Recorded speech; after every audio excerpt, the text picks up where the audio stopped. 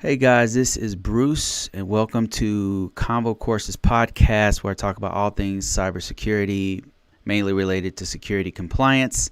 And today I want to talk a little bit about a discussion we've been having on TikTok about CISSP versus CISA versus CASP. These are all professional level certifications. And actually, let me be more specific here. So a CISA is a Certified Information Security Systems Auditor. CISSP is a Certified Information System Security Professional. And then the CASP is the CompTIA Advanced Security Practitioner.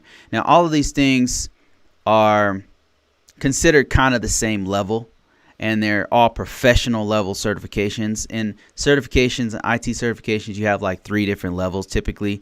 You have an associate's level. Well, they started introducing a newer level, like entry level. Like you have entry level certifications. And an example of that might be a CCENT, which is entry level Cisco level certification. Or you might have something like a CompTIA A+ certification, which is an entry level. Even there's one even below that one's fundamentals. That's probably entry level. And then you have associates. That would be like an A+ or Security Plus. And then CCNA, which is a really hard certification, but it's also considered like an associate level. Then you have professional level certifications, which are typically much harder to do. And once you get them there, if you have a little experience backing them up, you can get a pretty good chunk of change if you're getting a job with a professional level certification. Above those, you have expert level certifications. And those are really, really hard. They're very expensive. And you can pretty much name your price if you get an expert level certification. We're talking about cybersecurity professional level certifications, namely the CISSP, the CISA, or the CASP. All right. So I wanted to kind of walk you through these. I wanted to give you an idea of what we're talking about when we talk about these certifications, and what's the difference. Like, the question came up of which one should I get on this? Which one do you recommend that I get? And so that's what I want to kind of talk to you guys about. All right, so I want to just show you my experience with these certifications to give you some idea of what we're talking about here. Let me put this whole thing on the screen here, so you guys can see what I'm seeing. Okay, bear with me for a second.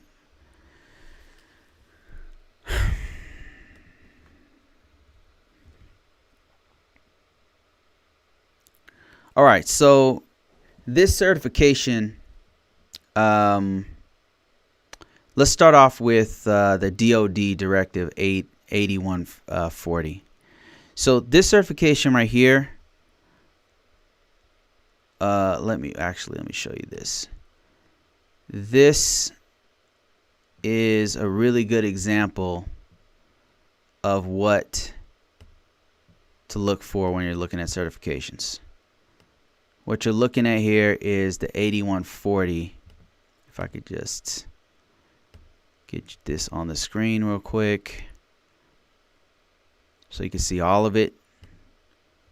The 8140. Actually, hold on a second. Let me adjust the screen.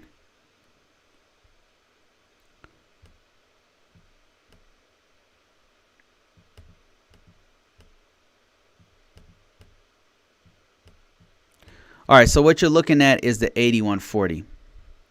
8140 is the Department of Defense, a breakdown of the Department of Defense's recommendations on what certifications you should have at each level. So if you looking from left to right, this is IA level 1, and you have A+ certification, CCNA. These are associate level certifications, right? And then you have IAT level 2, which is information assurance level 2, and this is typically like, whereas IA level 1 is like help desk. That's like troubleshooting basic tickets. Like you might work on one system and that one system's connection to the network, but you're not going to go any further than that. So IAT level 2 is a little bit broader. Not only is it one computer, but it might be an entire floor of computers. It might be a whole LAN worth of computers on a whole floor of operations. And so you're responsible for a lot larger footprint within the organization. If something goes down there, it's pretty serious, and it's probably going to impact more of the organization. IAT level 3 is where you get your professional level certifications, because these certifications require you to not only know how that one system connects to the network and how the local area network, a whole floor worth of computers, is connecting to the network, but how this enclave connects to this other enclave of networks, how this network connects to a network that's across overseas. So you're going to have a much deeper level of experience and knowledge on this. So let me show you why this is significant. A lot of federal organizations use this document to figure out what level of certifications their people should have. And so in level 3, you'll see all CASP, CISA, and CISSP. And so they're kind of considered on the same level when you're talking to federal organizations, because they're all using this schema right here to go by, or something similar to this, the 8140. And the reason I wanted to show you this is to show you all of these are relevant certifications. Like if you have any one of these certifications, they're good, But when it comes to which one's more marketable, that's a whole different story. So what I want to show you next is how CISSP is pretty much, of these 3, the most marketable certification that you could get. If you're talking about professional levels security certifications, I'm just going to show you data. I mean, this is, you can interpret this however you want. I'm just going to show you information. So if you go to top, I'm in Google right now. I searched top cybersecurity certifications 2022. You can see that, wait, hold on a second. This is confusing. You can see that CISSP comes up number 1. It's the same with all of these other items. If you go through each one of these, is CISSP going to be on every one of these lists? It might not be number 1, but sometimes you won't see CISA on these lists. Okay, this one has a CISSP on top, CISA, CISM, Security Plus, and CASP is down here. And what they're doing is they're looking at the numbers. Actually, let me show you what I'm seeing here. They're looking at the numbers that by search. That's what you're seeing here by search. And I'm going to show you that next. So by search, if you go by search alone on LinkedIn, you're looking at 48,000 hits. Like 48,000 employers at the time of this writing were looking for somebody with a CISSP. And then not even a close second was CISA, where people were looking for about 12,000 jobs were looking for somebody with CISA. And way down here is a CASP. Keep in mind, this is the same level of professional level certification, but the marketability is totally different. And that's what I want to show you next. Like if you look at all the top certifications, you're going to see CISSP usually is number 1, number 2, number 3. But now let's go to CIS. Let's go to actual job search, a job search site.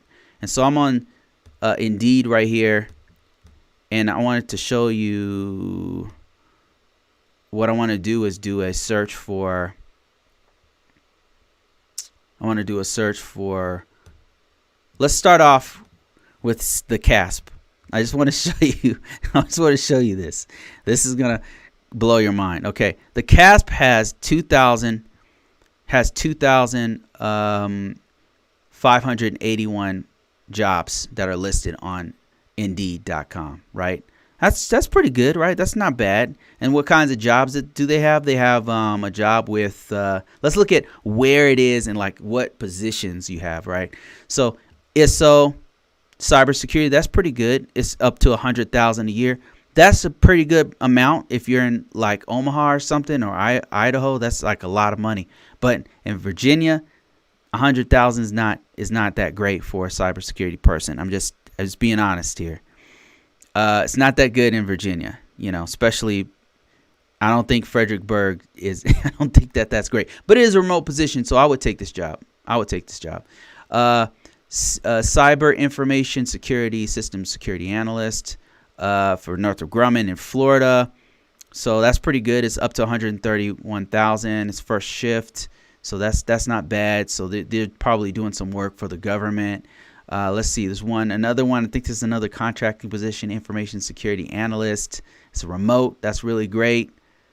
And they don't really have a price how much they're paying you, but that it lists the CASP plus, so that's good. Web server administrator, Northrop Grumman. You've got another ISO position.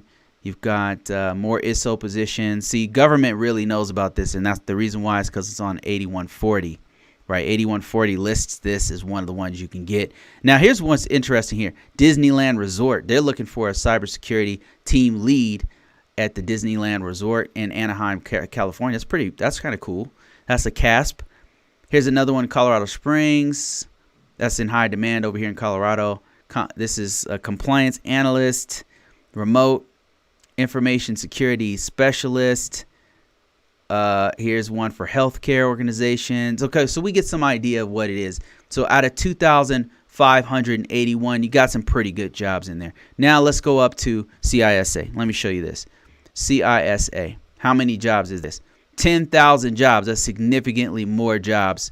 People looking for a CISA. So CISA is pretty in demand here. And one of the things I said on TikTok was that a lot of financial institutions are looking for this. Now, this is NSA. NSA is looking for the CISA. However, they're looking for it for a finance and accounting analyst. So they're looking for actual finance and accounting analyst. But that's because they're looking for probably some kind of financial forensics. Like, if they're looking at through somebody's information, they want to know how they can trace. We want somebody who is an auditor who can not only trace the financial piece of it, but also be able to trace some of the cybersecurity pieces of that. If they're hiding information or if they want to look at the logs of that system or things like that. Auditing is going to be really important for accounting and finance. So that's why I said finance banks and financial institutions really look for the CISA. And that just comes from my own personal experience. I knew a dude who worked for like Price Waterhouse or Ernst & Young or one of those. It was a younger dude. He was fresh out of college and he had just gotten a job at like Ernst & Young, I think it was, one of the big four financial institutions. And he told me he was working for a CISA, and he was saying that, yeah, all of these accountants and CPAs were also trying to get a CISA for this very reason, so they can do things like auditing and things like that. But that being said, you've got healthcare organizations that are looking for a CISA. Here's auditor again for NSA. Risk analyst, cybersecurity with BA systems. That means it's a government position. What else do we have here? Conagra Brands. That looks like a retail for information assurance analyst, I think. I'm not really sure if that's what kind of organization that is. Disneyland again, CISA. Auditor, remote, a risk analyst. Here's one at a resort in Las Vegas, Nevada. So it's pretty much CISA is a pretty good certification. Now let's look at CISSP. Every organization, every industry recognizes CISSP. It's 20,000 jobs here on Indeed. That's just Indeed. Now, if you looked on LinkedIn, if you looked on Dice, it's going to have more jobs that you can choose from with this. You might have 40,000, 50,000 jobs looking for a CISSP, but in the case of Indeed, it's 20,000 jobs. But look at this. You got healthcare. You've got looks like government contracting work. You've got NSA again, TJ Maxx, that's retail. Let me see. City of Colorado Springs, that's a state job. Wow, they're not okay. They're paying pretty good. Okay, money.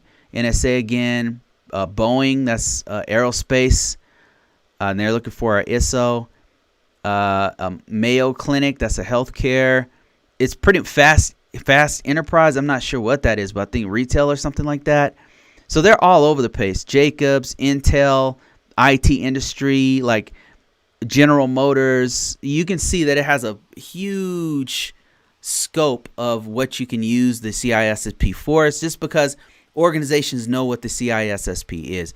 So my recommendation, if you had a choice, if you're at a point in your career where you're trying to figure out, like let's say you have 4 or 5 years of experience and you're trying to think to yourself, okay, well, what certification should I get? Should I get a CASP, a CISA, or CISSP? It really depends on what you're trying to do for the rest of your career. If you're just trying to make that money, CISSP hands down. It pays more. Has more job opportunities all over in many different industries and verticals that you can get into. Whereas CASP is kind of new. It's relative to CISSP and CISA. CASP is kind of new, right? It's from CompTIA. It's just kind of. I'm not trying to say it's bad. It's just new. So that being said, I would definitely choose CISSP. Now, if you happen to be in the financial sector and you really need the CISA, CISA is a very good certification, especially if you're going to do something like a qualified, Qualified security auditor for PCI compliance. I think they require that you have a CISA and some other certifications. But other than that, like hands down, CISSP is the best certification. Tony Martins is saying I have a CISSP, a CISA, and a CISM. I guess I'm good either way. Yeah, CISSP is a damn good certification, but so is the CISA.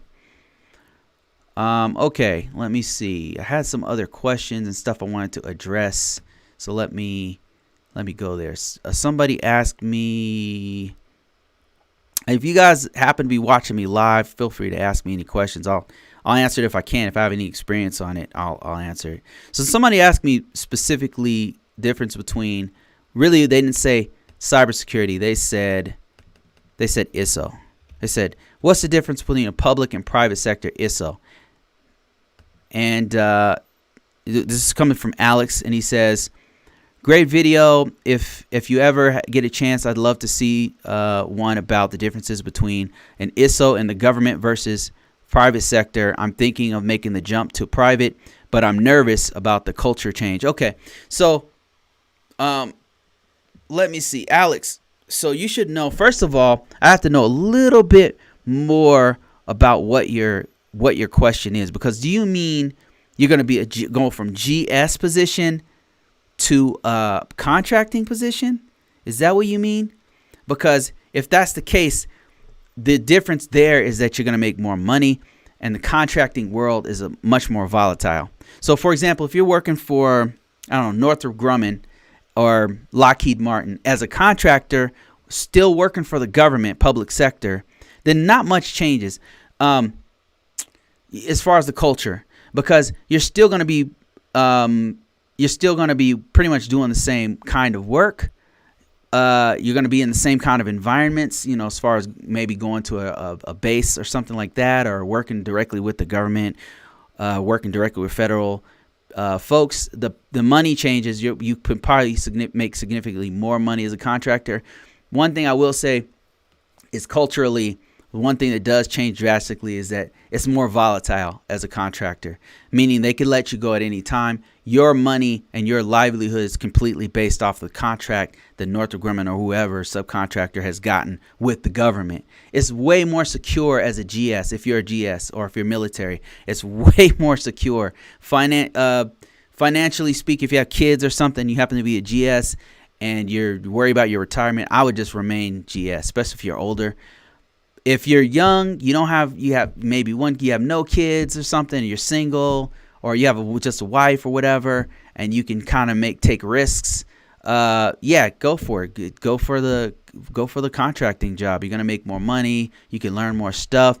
But I made a little breakdown of some of the stuff I've noticed in the public sector. If you're talking about purely public sector and versus private sector, I've worked in both of these. so I can give you an idea, some idea of the differences between them. So let me hold on a second. Let me see if I can get my screen adjusted to show you what I'm seeing here. Okay, there we go. Okay. So first of all, let me tell you what I'm talking about here.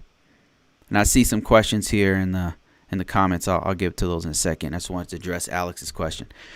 Let me give you some context of what I'm talking about. I've worked both of these. I worked public sector. That means work for the government. That means I'm beholden to the U.S. taxpayers. I worked as a cybersecurity information assurance officer in the military. I was actually an Air Force person doing this work. And then I got out and I became a contractor, still working for the public sector, but I was working for a private organization.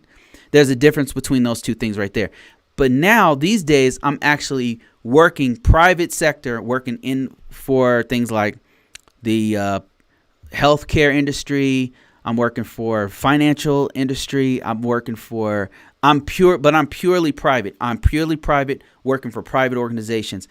So the first thing here is that in the private organizations, that has nothing to do with the government aside, paying taxes and stuff. They don't normally call it an ISO, right? So they'll call it a senior security analyst or security operations manager or a security policy analyst or something like that. You'll only know by the job description what it is that they want, because the job titles are kind of all over the place. They're not going to typically call it an ISO. So that's one of the biggest differences, is finding these positions.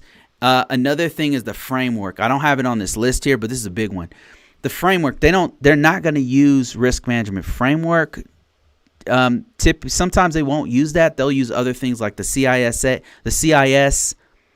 Sometimes they'll use ISO 27001, which is an international standard. Sometimes they'll use Sarbanes-Oxley if it's working for financial institutions.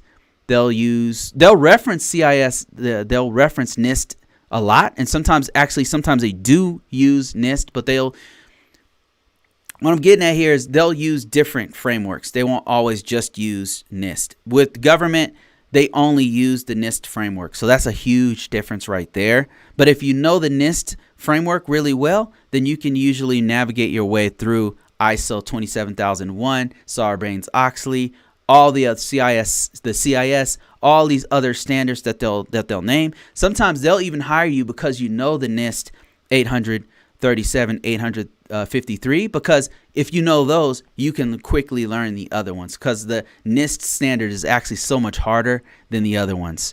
So, another thing is the job. Let me see. In the public sector, the ISO job is very focused.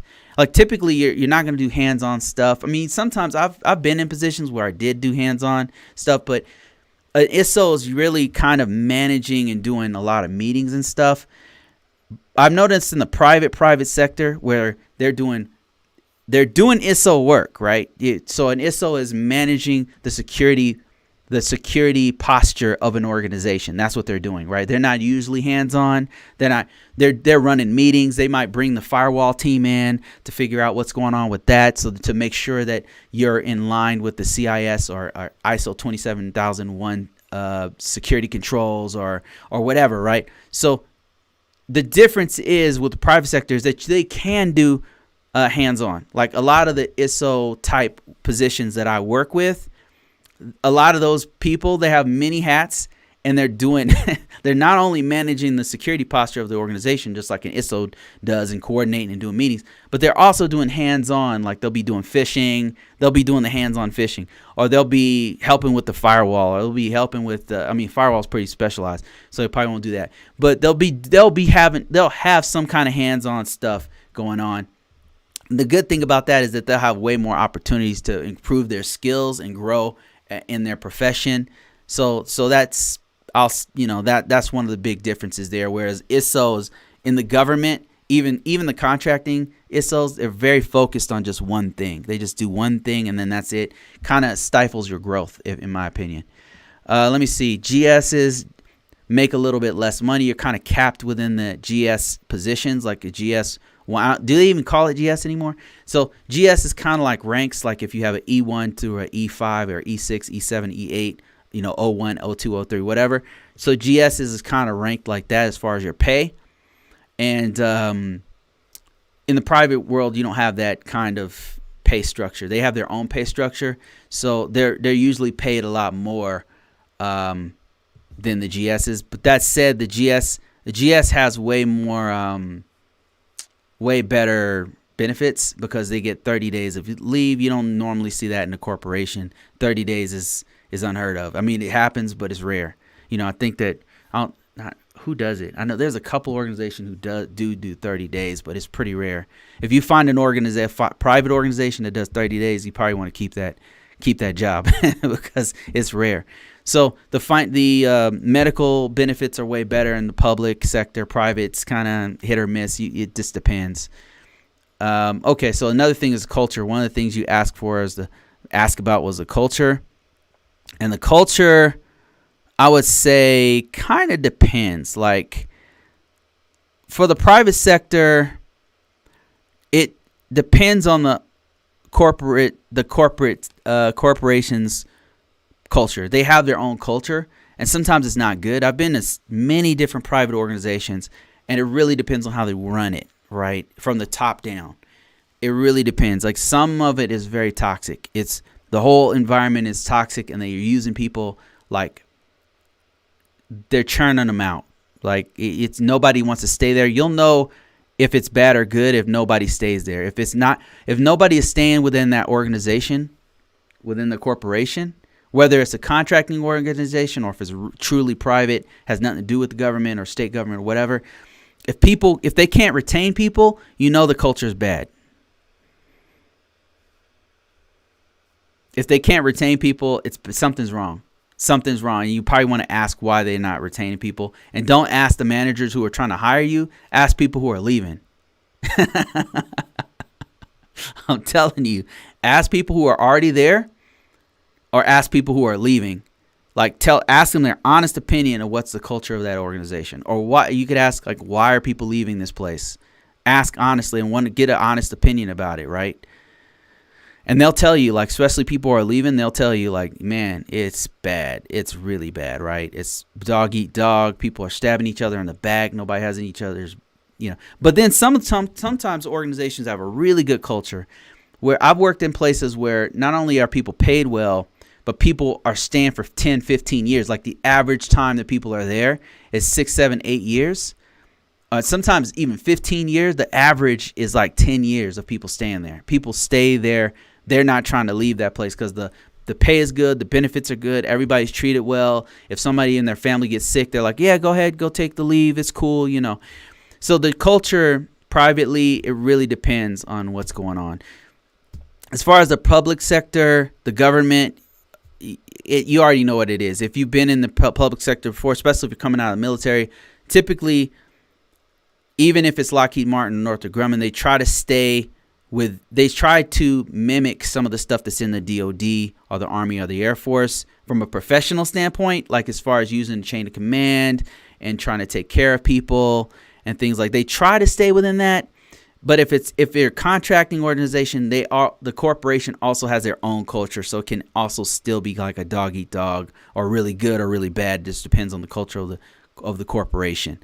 You just have to figure that out, right? Like whenever you go for your interview for a job out there, you're interviewing them as much as they're interviewing you. Just remember that, right? So the culture depends on the organization as a whole. And I would say for public sector, with the government, it depends on the unit that you're with as well. Because sometimes the unit treats the contractors really bad.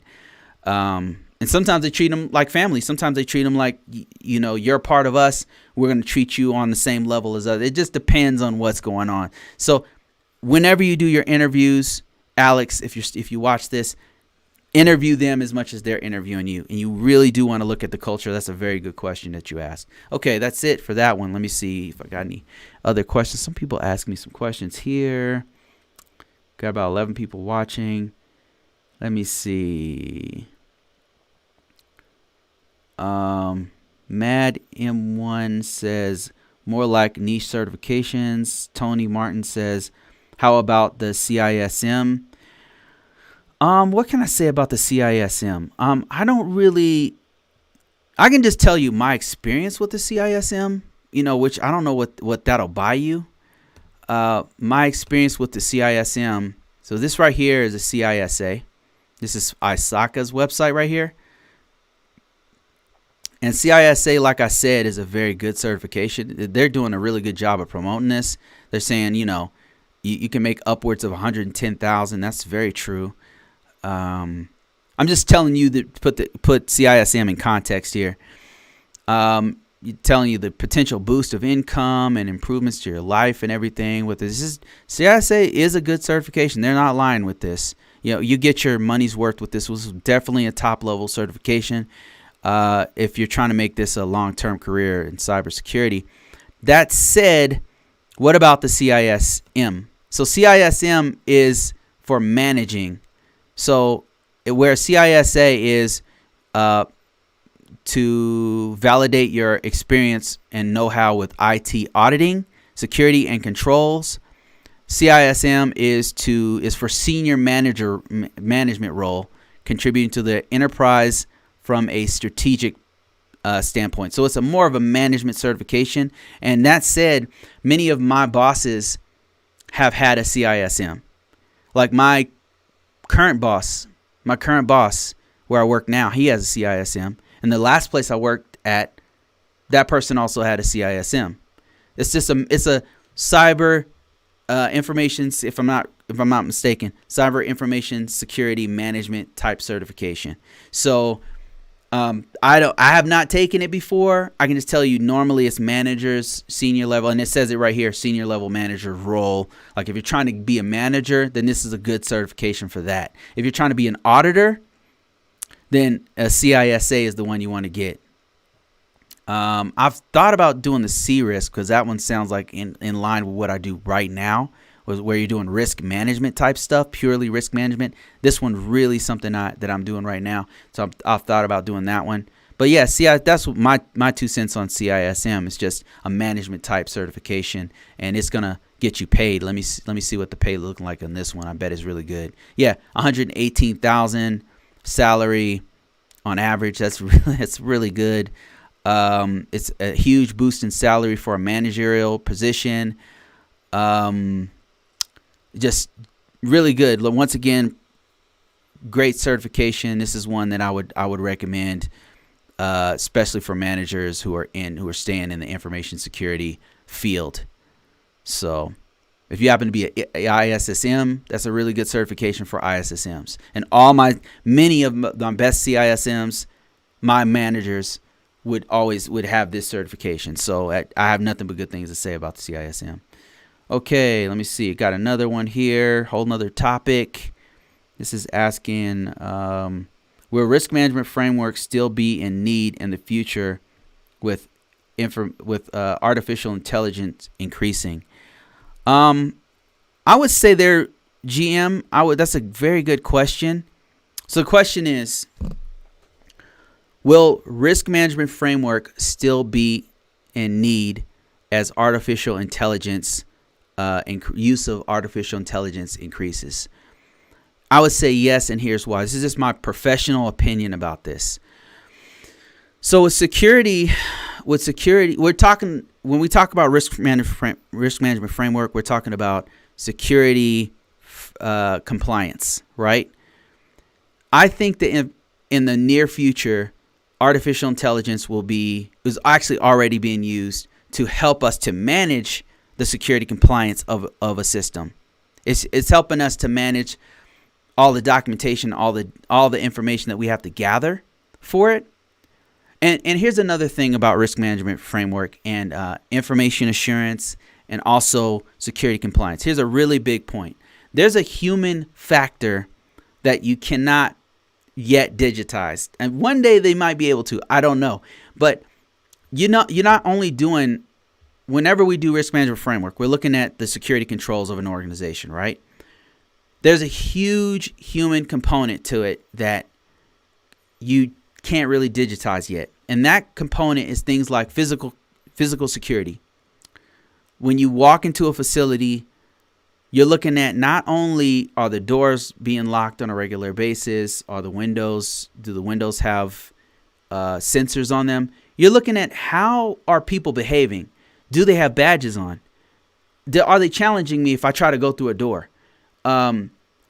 Did they ask me any questions if I try to access something I wasn't supposed to? That's a human element that artificial intelligence is not going to be smart enough to do just yet, right? Now, maybe one day it will.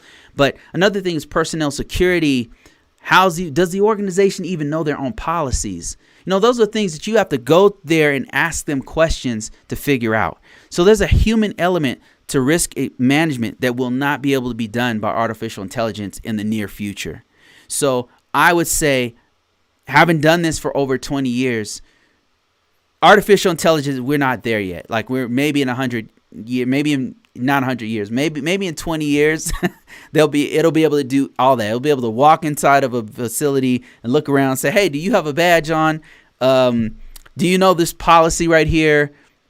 Okay, walk me through how to get into this facility, right? What do I do to get in this facility? There's a human element that artificial intelligence is not going to be able to do just yet. I think blockchain is probably is going to be a real big help in the near future. Artificial intelligence, I think, is a pretty long way away. So that's my 2 cents on that.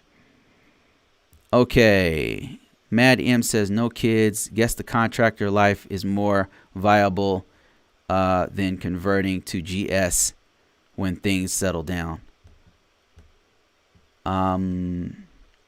D-Nice says, once you have a CISSP, you're good. Can't argue with that. Mad M1 says, would love to get a copy of your presentation if possible. You want this? You want all I did? It's just a couple slides. I mean, I could probably give you this, but it's not really much. I mean, you could just probably be better off just taking this whole video, to be honest with you. I mean, probably this stuff. Yeah, I mean, I suppose I could. How would I guess, where would I put this? I could probably make it available on ConvoCourses.com if you want, if you're interested. Yeah, I could do that. I'm going to forget, so I better make a note to myself to make presentation available. Give me a second. Available on ConvoCourses. Okay. Yeah, I can if I remember. I got so much stuff going on, guys. Let me see. Somebody said, GM says, adds to that conversation, says, should you learn machine learning with cybersecurity information assurance?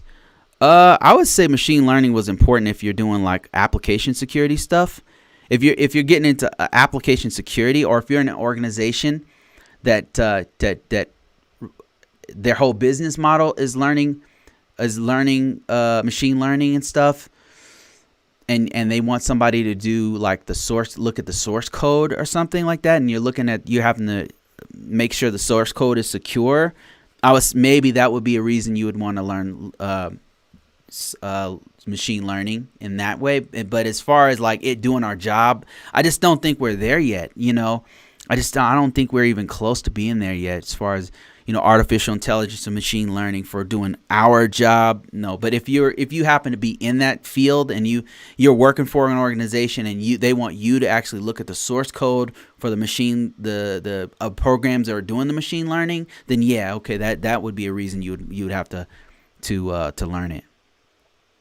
Let me see. But I mean, you know what? It's always cool to stay on top of some of this stuff. Like sometimes I'll read articles about artificial intelligence. There's some stuff with artificial intelligence that you definitely need to learn. Like machine learning would come in handy for like malware. Like if you're doing malware type stuff, like machine learning, they're using that stuff to hack systems. They're using artificial intelligence to hack into systems. So there's artificial intelligent bots. There's machine learning bots that they're creating. So yeah, that might be something you want if you're getting into like pen testing and things like that. Yeah, that would be a really good reason to actually get into machine learning if you wanted to learn more about the how the inner workings of how these bots work and things like that, and how they're using those things to actually break into systems. Let me see. How about the cap? Okay, I could talk about the cap. Okay, and we have to be on the right screen for that. So what you guys are looking at here on the screen up here is the 8140, which comes from the Department of Defense. They did a really good job of boiling down what skills they think that you should have if you are doing certain jobs, right? So just real quickly from left to right, you've got IAT level 1, which is like a help desk job. IAT level 2, which is like I don't know, LAN. You're running an entire LAN and maybe you're doing network security, stuff like that. And then IAT level 3, which is more of a specialized where you're having one LAN talk to this LAN and it's across the country or another country or something like that. It's more complex. So maybe you're an architect. Stuff like that is what you're doing here. So these are the 3 levels. Now, if you look here on IAM, Information Assurance Manager, you have the CAP. And IAM level 1, 2, and 3, or actually level 1 and 2 have the CAP. So the CAP is a certified authorization professional. I have this certification, so I should actually know what the acronym stands for. But I've had it for many years. I had it like when it first came out, and it focuses on the risk management framework. And it's here. Like that's why it's still in demand, because you have it on the 8140. So it's really really important. Not important. It's very useful if you are in the Department of Defense space or in the federal space, because this shows your competency with the NIST, Risk Management Framework 800, NIST 837, FIPS 140, 800-53, 800-30, those things. So those are important. That being said, how marketable is it? Let's just see. Let's look at some data here. Let's see how marketable this certification is. It's very specialized, so I don't suspect that we'll see a lot of people looking for this one. But I could be wrong. So what I'm going to do here is I'm going to go here, show you Indeed.com, and we're going to look at CASP. CAP, the CAP certification. And probably what we need to do is type in ISC2 CAP. See, you can't even find 25 jobs. It's very specialized. But once you have it, there are some organizations that are looking for it. And I have been called specifically because I have the CAP. And a lot of times in my organization, because I know so much about the NIST, they'll call me to do certain projects and stuff. They're like, hey, Bruce, like we want you to come over here and work on this because, you seem to know a lot about risk management framework.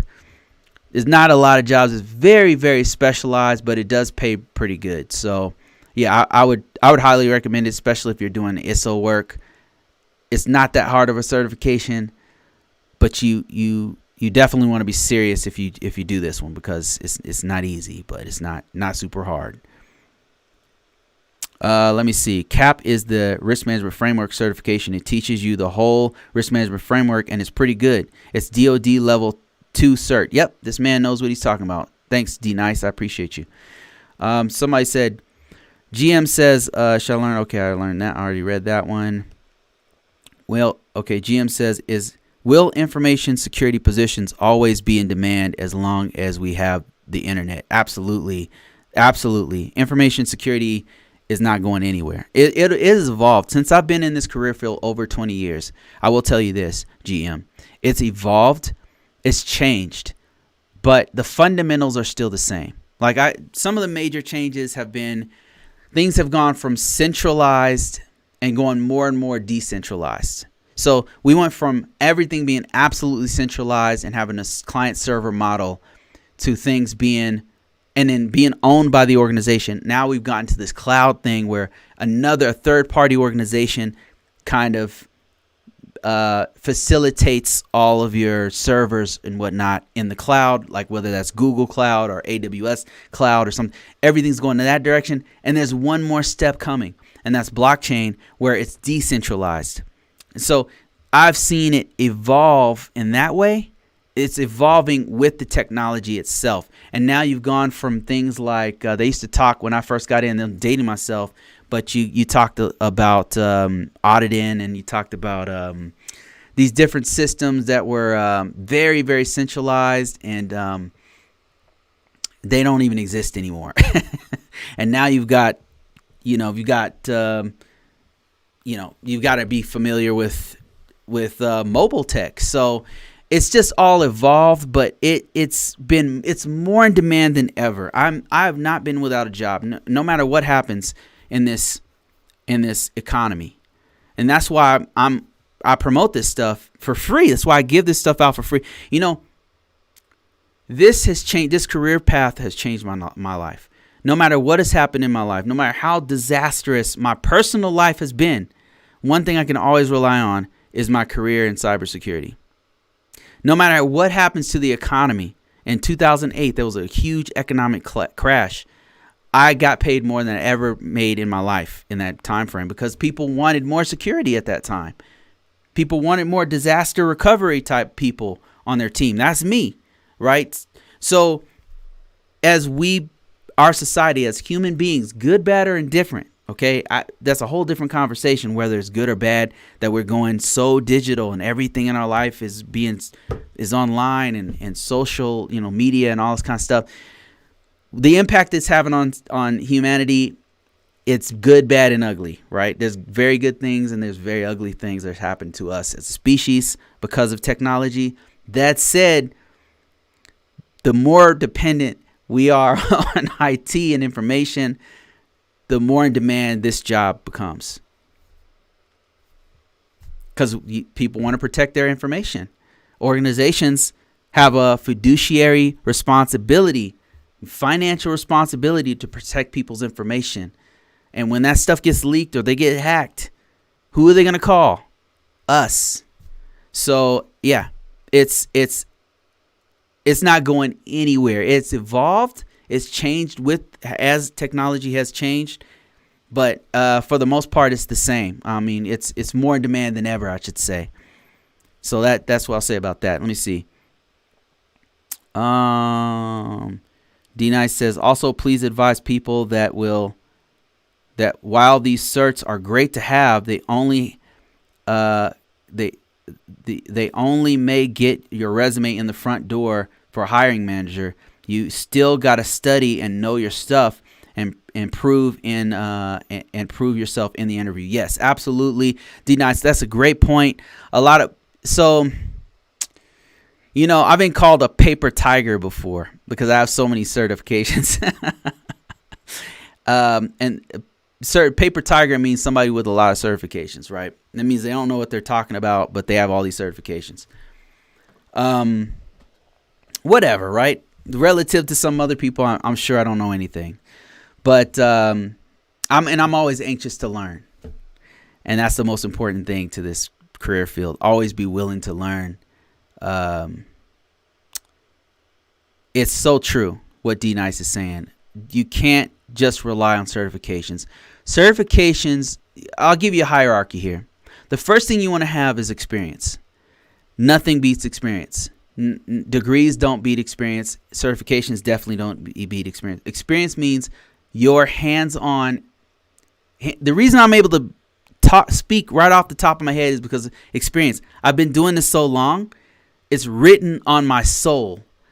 That's experience. That's what experience does for you.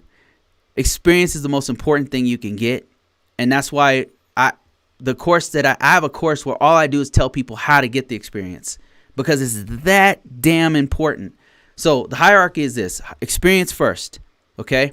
A willingness to learn and actually experience and getting your foot in the door and doing the work in that position of whatever you want to do. If it's forensics, you have to have experience with forensics in the organization, having that role, right? Or at the very least, have sat down with the forensic and done the forensics yourself and know how to do it. Experience, number one. Number two, I would say, is the degree. And why I say that is because many organizations, they're looking for, when you're trying to level up, they're looking for somebody with a degree. They're looking for a professional level person with a degree. And sometimes they'll even pay for your degree when you get in the door with that experience. So a degree is secondary. And then I would say the last thing is a certification. All of this stuff being said, let me just tell you something. There's been a huge emphasis on degrees and certifications. Everybody, that's all people ask me about. Degree certification, degree certification. They think that if they're going to get a degree, they're going to suddenly be, it's not like a lawyer, right? Like you don't just pass the bar and suddenly you can go in front of a judge, right? I don't know how that works. I don't know if that works that way, but in IT, it doesn't work that way. Just getting a CISSP might get you in the door, but you will be tested. And if they suspect that you don't know what you're talking about, you will not last 90 days there. All right. Experience is the most important thing. Let me give you another example. When I first got into this field, I was like a lot of people ask me questions. I just went out and got started. I'm good at taking tests, right? I know how to study. I know how to take a test. And I went and took tests before I got out of the military. And I had a CISSP. No, I didn't have a CI. I had a CCNA. I had an A+ certification. I had an N+ certificate, Network Plus certification. I had a Microsoft certification.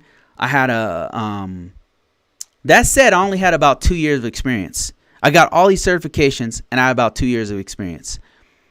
And now I was willing to learn. I was open to learn and all stuff, but I had all these certifications and I had 2 degrees.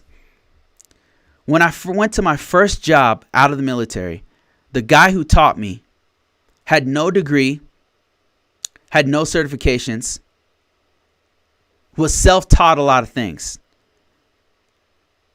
This guy remains my mentor. This guy taught me how to think, how to troubleshoot. This dude, spending 1 year with this guy, a mentor, taught me so much that he taught me more than I had learned from my CCNA. He taught me, that's a Cisco certified network associate, where you learn how to network with Cisco routers and switches and stuff. He taught me more about troubleshooting, not only Microsoft systems, but Unix systems, different variants of Unix systems.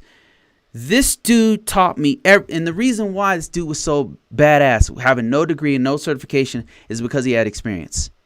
You just can't beat it. And then I went to another station. I went to another duty station, I was going to call it, but I was actually out of the military at the time. I went to another job, and this other dude taught me. And my first mentor's name was Rob, by the way. I won't drop his last name or anything, but brilliant. To this day, I learned from that guy. Just a super smart dude. And then the other guy, now these days, the guy has like 10 professional level certifications. He's got a degree. He's got all this stuff going on, right? The other guy who taught me, his name was also Rob Rodriguez. Now this guy, there's so many Rob Rodriguez's that I'm sure you won't be able to find him. But this dude was one of the most brilliant human beings I've ever met in my life. No degree at the time, no certifications. I think he had some small certifications with the corporation he worked for. Ex-Marine. Brilliant, one of the most brilliant human beings I've ever met in my life. Hands down, one of the most brilliant humans I've ever met. You ever met somebody who's so smart that they're dangerous? Yeah, that's Rob. So this man taught me a lot too. With no degree, I had at the time I had like 4 certifications or 10. I had a ton of certifications. I had CISSP at that time. I had I had 3 degrees or something crazy. And this dude who has no degrees taught me so much about security operations that to this day I use the stuff he taught me. So the moral of this story is experience. The experience is the most important thing that you can have. It's It's not about certifications. It's not about licenses. It's not about degrees. You can put that stuff on your name, but it doesn't mean anything if you don't have experience to back it up. And that's just the truth. You got to get the experience, and that means you got to put the work in. You got to put the time in. You got to swallow your pride and go learn from somebody who's younger than you sometimes, you know. So, yeah. Anyway, okay, let me see. David says, no degree, haven't diminished college, but I have over 13 years of IT and 11 in IA and cyber specifically, a lot of self-trained and some certs along the way. I've been able to do pretty well thus far. Yep. This is the kind of person right here that taught me a lot of what I know. All my most important information comes from people with no degrees, to be honest with you. A degree, when I first started being a professional, I thought that once I get this degree, that's it, you know, like magically, like somebody's gonna wave a wand and then suddenly the knowledge is in your head. That's not how it works. This is a grind. This right here is hard work. This means this is failure. This is failing forward. This is getting in the mud and learning, falling forward, and then keep walking to learn this field. And that's with anything. Like with anything you do, you have to put the work in to get the experience so that you can. Do you know certifications? It's only supposed to prove what you know. It's not supposed to necessarily teach you and say that, you know, it's not like a degree where you went to 5 years of school or something and you sat in a chair and learned and did all this homework and did all, you know, pay all this money and stuff. And then suddenly, you have this certain level of knowledge, right? Which is normally not even in your career path, to be honest with you. I don't even want to start on the degree. But anyway, certification is only supposed to prove what experience you actually have. That's the only thing a certification is supposed to do. So, David says a good way to use your experience to go after higher level roles. You may be aspiring but don't have all the certs and education. Ask the right questions about the company and the role. Be prepared. Absolutely, man. There's some really people are dropping knowledge on this thing. That's absolutely right. If you can get those roles, if you can get yourself into a higher role, the experience that you learn from that role is the people you learn from, right? Especially if you're willing to listen and learn. Wow. I mean, it's been my biggest, the places I've learned from the most is from other people in those different roles I've done. Okay. I had another question here I wanted to address.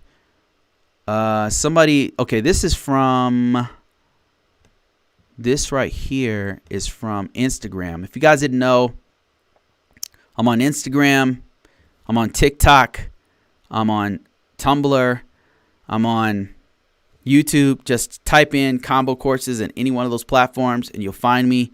And sometimes people ask me questions. Sometimes the content that I make is specifically for that platform, especially on TikTok. You won't necessarily always find that on if you happen to be watching me on Instagram or you happen to be watching me on YouTube. Sometimes I do stuff only on TikTok. So if you're on TikTok, subscribe on there. It's not just people dancing. It's not just people doing this, whatever the hell they do on TikTok, or, you know, it's actually learning a lot of stuff on TikTok, right? So hit me up on TikTok. I'm on there.